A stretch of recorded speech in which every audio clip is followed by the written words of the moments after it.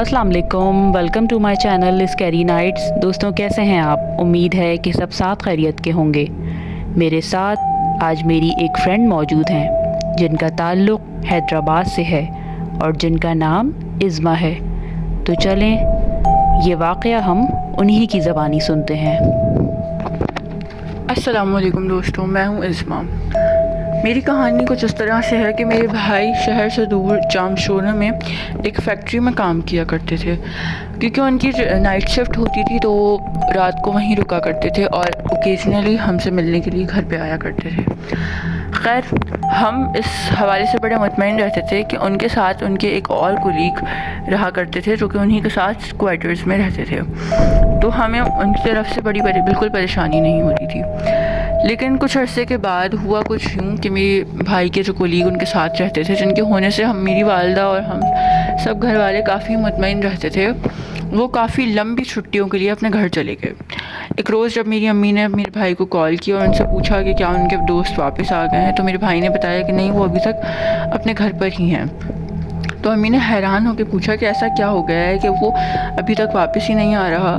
तो मेरे भाई ने बताया कि मेरा वो दोस्त जो कि अपने घर वालों से मिलने के लिए चंद दिन की छुट्टियों पे गया था, उसने अपनी छुट्टियां बढ़वा इसलिए ली हैं क्योंकि मेरा वो दोस्त कहता है कि जब मैं अपने घर वालों से मिलने छुट्टियों पे गया था तो मैंने सोचा कि मैं अपने मरहूम वालिदैन की क़ब्र पर भी एक मरतबा हो आऊँ।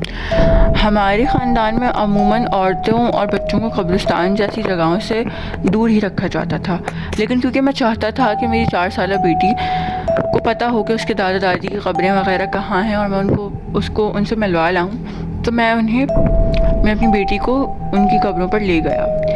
खैर, मेरी 4 साल की बेटी ज़्यादा बड़ी नहीं थी, तो मैं जब उसे क़ब्र पर लेकर गया, वापस आते वक्त वो कहता है कि असर की अज़ान हो गई थी। तो मैं जल्दी अपनी बेटी को लेता हुआ वापस आया घर तक। खैर, वो कहता है कि रास्ते में भी मेरी बेटी ने कुछ अजीब हरकतें की। मतलब मेरी बेटी ऐसी पहले कभी नहीं थी जैसी वो हो गई थी, जैसी बात वो कर रही थी। अजीब सा लहजा हो गया था उसका और अजीब तरीके से वो मुझे देख रही थी।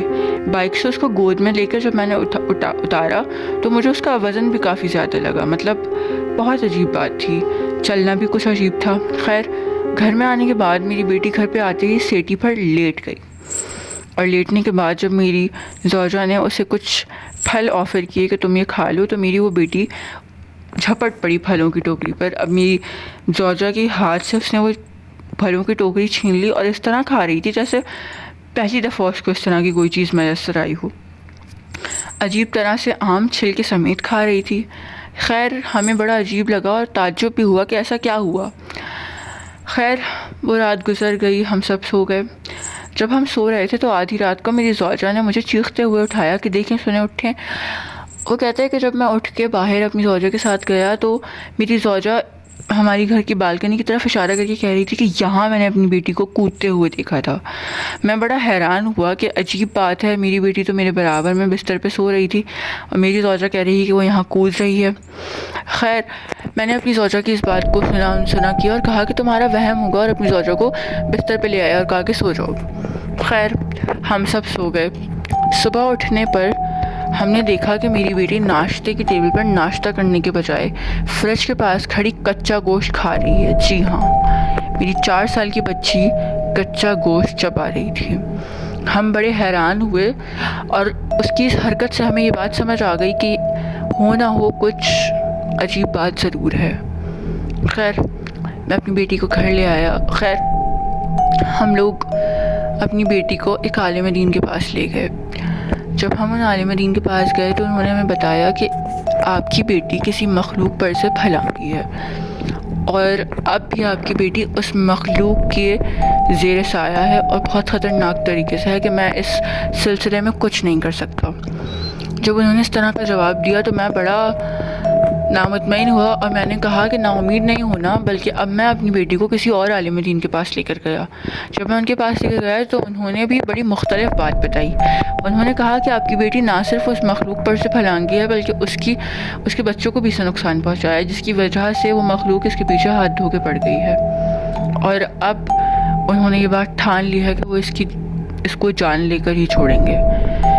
मैं बड़ा अजीब हुआ। मतलब خدایا کسی باپ کو یہ منظر نہ دکھائے کہ اس کی بیٹی کے لیے کوئی یہ بولے کہ وہ اس کی جان لے کر ہی کوئی چھوڑے گا اس کو. خیر میں نے پھر سوچا کہ نا امید نہیں ہونا. میں اپنی بیٹی کو گھر لے آیا اور ہم نے بڑی منت سماجت کی ان عالم دین کی کہ خدا را میری بیٹی کو بچائیے, کچھ ایسا کیجیے کہ میری بیٹی بچ جائے. تو ان عالم دین نے کہا کہ میں اپنی بھرپور کوشش کروں گا, لیکن ابھی بھی میں وعدہ نہیں کر سکتا. لیکن خیر جب ہم اپنی بیٹی کو بستر پہ لا کے لٹا دیا, ہوتا یہ تھا کہ میری بیٹی اس قدر کمزور ہو گئی تھی کہ وہ بمشکل بستر سے کھڑی ہوتی تھی, مگر دن میں 3 ٹائم ایسا ضرور ہوتا تھا کہ میری بیٹی کے جسم میں نہ جانے کہاں سے کیسی توانائی آ جاتی تھی کہ وہ اپنے اس بستر سے خود کھڑی ہو کر فریج تک جاتی تھی صرف کچا گوشت کھانے.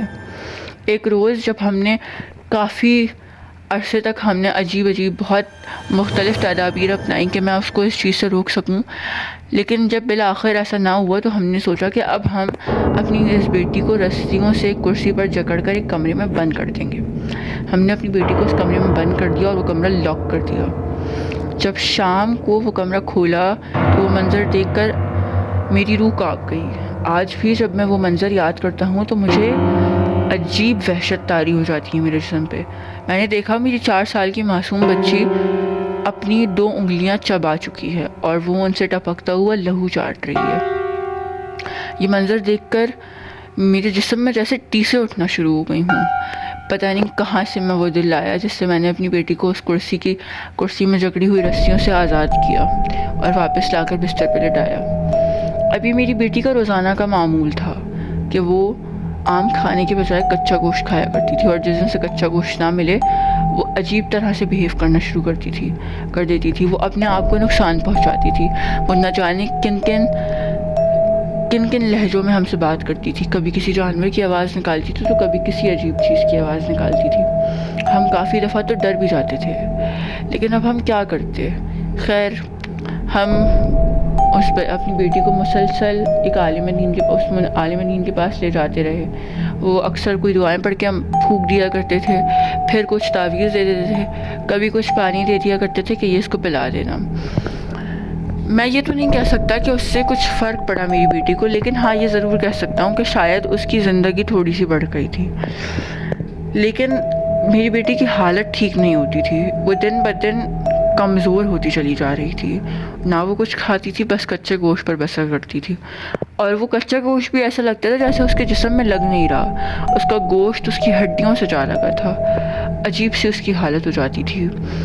خیر ایک رات جب ہم نے کافی کوشش کی کہ ہم اسے گوشت کھانے سے روک سکیں, تو ایک رات ہوا کچھ یوں کہ میری بیٹی بہت خطرناک آوازوں میں چیخ رہی تھی. ہم سب جب اس کی طرف متوجہ ہوئے, میری بیوی اسے قرآن کی ہوائیں کرنے لگی. میں آیات پڑھ کے پھونکتا رہا, پانی ڈالتے رہے, وہ پڑھا ہوا پانی ڈالتے رہے اپنی بچی پہ, لیکن اس کا کوئی اثر نہیں ہوا. میری بیٹی کے منہ سے جھاگ مسلسل آ رہے تھے, اور وہ رات نہ جانے کیسی سیاہ رات تھی کہ اس رات نے میری بیٹی کو مجھ سے چھین لیا. میرا بھائی کہتا ہے کہ میرا وہ دوست آج بھی جب وہ واقعہ سناتا ہے تو اس کی آنکھیں بھر آتی ہیں. وہ کہتا ہے کہ یہ واقعہ ہم سب کے ذہنوں اور دلوں میں ایک گہرے زخم کی طرح ہے. جب بھی اس چیز کو ہم سوچتے ہیں تو ایسا لگتا ہے کہ جیسے ہم نے خود ہی اپنا وہ زخم کھرید دیا ہو. میری وہ 4 سال کی بچی کی معصوم صورت آج بھی میرے ذہن سے نہیں جاتی.